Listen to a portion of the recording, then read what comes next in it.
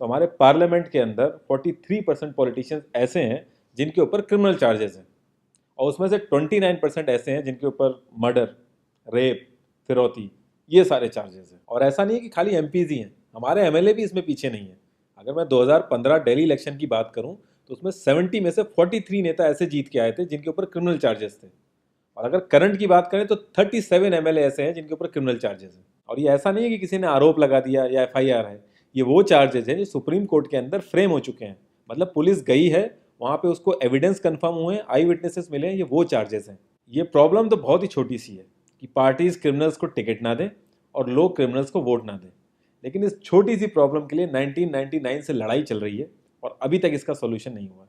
1999 में association for democratic reform, जिसे ADR नाम से ज़्यादा जानते हैं लोग, इन्होंने जो भी क्रिमिनल्स हैं पॉलिटिक्स में, इनके लिए एक पीआईएल डाली दिल्ली हाई कोर्ट में, और दिल्ली हाई कोर्ट ने उसको एक्सेप्ट भी कर लिया। जब दिल्ली हाई कोर्ट ने ये पीआईएल एक्सेप्ट की थी तो ये चीज़ वहीं ख़त्म हो गई थी। ये जो नेता जिन्हें हम जिता के लाते हैं ना, ये सब लोगों ने मिल के उस पीआईएल के अगेंस्ट में सुप्रीम कोर्ट में अपील कर दी। जब सुप्रीम कोर्ट से भी इनकी अपील खारिज हो गई तो हमें वो देखने को मिला जो हमने कभी नहीं देखा था, ये सारी पार्टियां एक हो गई।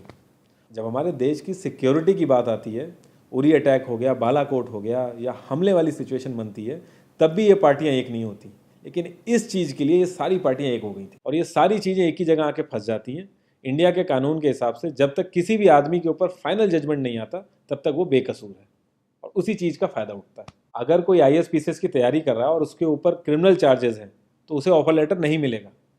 यहाँ तक कि क्लर्क की जॉब के लिए उसको दिक्कत आ जाएगी। लाखों कैदी ऐसे हैं जिन पर अभी जजमेंट नहीं आया है, जो अंडर ट्रायल है, उनको जेल में डाल रखा है। तो ये सारी चीज़ें जो एप्लीकेबल होती हैं सिर्फ पॉलिटिशियंस के लिए होती हैं, बाकी किसी के लिए नहीं। इतने बड़े सांसदीय क्षेत्र में पार्टियों के लिए इतना मुश्किल हो जा रहा है ऐसा कैंडिडेट ढूंढना जिसका कोई क्रिमिनल रिकॉर्ड ना हो। एडीआर की रिसर्च के हिसाब से क्रिमिनल कैंडिडेट के चांसेस 3 गुना ज़्यादा होते हैं जीतने के क्लीन कैंडिडेट के मुकाबले। एक क्रिमिनल कैंडिडेट मनी और मसल पावर का परफेक्ट कॉम्बो बन जाता है। पार्टी के लिए फंडिंग इकट्ठी करनी हो, self financing, black money, campaigning के लिए फाइनेंस इकट्ठा करना हो, हर एक चीज़ में माहिर होते हैं। इसलिए पॉलिटिकल पार्टीज की ये पहली पसंद बन जाती है। पहले लोग इतनी डिमांड में नहीं थे, पहले वही भीड़ इकट्ठी करना, बूथ कैप्चरिंग, इन्हीं सब चीज़ों तक ये लोग लिमिटेड थे। लेकिन ये जैसे जैसे इनकी वर्सेटैलिटी बढ़ती गई, ये पॉलिटिकल पार्टीज की पहली पसंद बनते गए। यार पार्टीज की मजबूरी तो समझ में आती है, लेकिन कास्ट और सिस्टम फेलियर की वजह से लोगों की भी मजबूरी बन जाती है इनको वोट देना। आज की डेट में यार एफआईआर करने के लिए भी आपको जुगाड़ की जरूरत होती है, लेकिन वहीं अगर आप अपनी कास्ट वाले नेता के पास जाओगे तो आपका काम हो जाएगा, थोड़ा बहुत आपका हिसाब किताब देखेगा, आपका काम कर देगा वो। तो ये जो सिस्टम कमज़ोर है ये मजबूर करता है लोगों को इन लोगों को वोट देने के लिए, और ये लोग पूरा ध्यान रखते हैं कि ये सिस्टम कभी स्ट्रांग ना हो। अगर तुम क्लोजली ऑब्जर्व करो तो हर नेता यही तो समझाने की कोशिश कर रहा है कि सिस्टम सारा खराब है, सिस्टम में ये कमियां हैं और मैं तुम्हें इस सिस्टम से बचा लूंगा। और गरीबों के हक के लिए लड़ते लड़ते लड़ते वो खुद अमीर हो जाता है। यार जीतने का एक सुपर हिट फॉर्मूला है, एक एरिया डिसाइड करो, उस एरिया की कास्ट कैलकुलेशन कर लो, जो कास्ट मेजोरिटी में है उसका रॉबिन हुड टाइप या एक बाहुबली टाइप एक नेता खड़ा कर दो, जो सिस्टम काम नहीं कर पा रहा है वो काम तुम करने लगो, लोग तुम्हें वोट देने लगेंगे। इन केस अगर कोई ज़्यादा होशियार बन रहा है या लोगों में ज़्यादा समझ आ गई है तो एक छोटा सा दंगा करा दो, लोगों की मजबूरी बन जाएगा तुम्हें वोट करना। Centre for media studies CMS, इसके हिसाब से लास्ट लोकसभा जो 2019 का था उसमें 50,000 करोड़ से भी ज़्यादा पैसा इन्वॉल्व था। पूरे वर्ल्ड में इंडिया सबसे ज़्यादा पैसा खर्च करता है इलेक्शन में, यूएसए से भी ज़्यादा। तो यार तुम्हें क्या लगता है इतना पैसा खर्च करके कोई जब आएगा तो वो रिटर्न ऑफ इन्वेस्टमेंट नहीं देखेगा? ऐसे ये सारी पार्टीज आपस में कितना लड़ती रहती हैं, कितने वैचारिक मतभेद हैं इनके आपस में, लेकिन जब भी ट्रांसपेरेंसी इन पार्टी फंडिंग की बात आती है ये सब लोग एक जैसा राग अलापते हैं। ये लोग कभी भी पार्टी फंडिंग में ट्रांसपेरेंसी आने ही नहीं देंगे।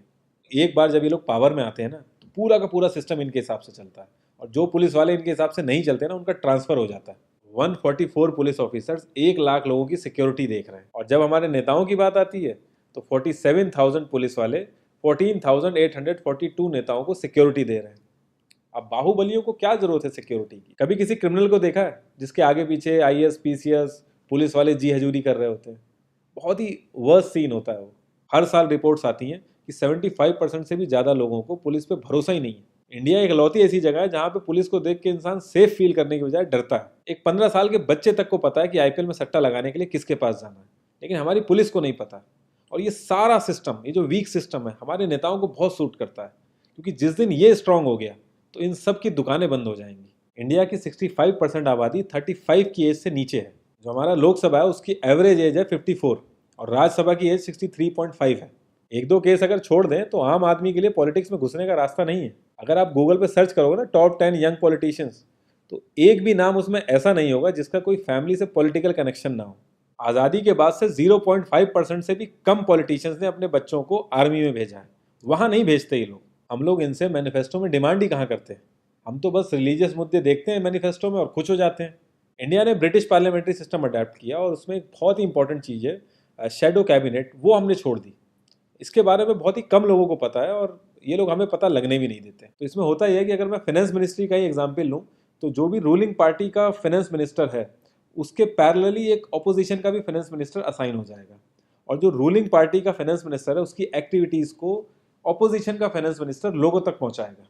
और इसी तरीके से हर डिपार्टमेंट में होता है और लोगों के लिए बड़ा बेनिफिशियल रहता है ये। क्योंकि एक छोटे से छोटे काम के लिए हमारे इंडिया में बहुत सारी मिनिस्ट्री इन्वॉल्व रहती हैं, तो एक्चुअल में किस नेता की गलती है पता ही नहीं चल पाता है। इस तरीके के बहुत सारे कॉन्सेप्ट हैं जो हम लोगों को पार्टी से मैनिफेस्टो में डिमांड करने चाहिए, क्योंकि हम लोग तो हमेशा मंदिरों और मस्जिदों के लिए ही लड़ते हैं। ये सारी चीज़ें एकदम से तो सही हो नहीं जाएंगी, लेकिन एक चीज़ हमारे हाथ में है कि यार हम कम से कम किसी क्रिमिनल को तो वोट ना दें।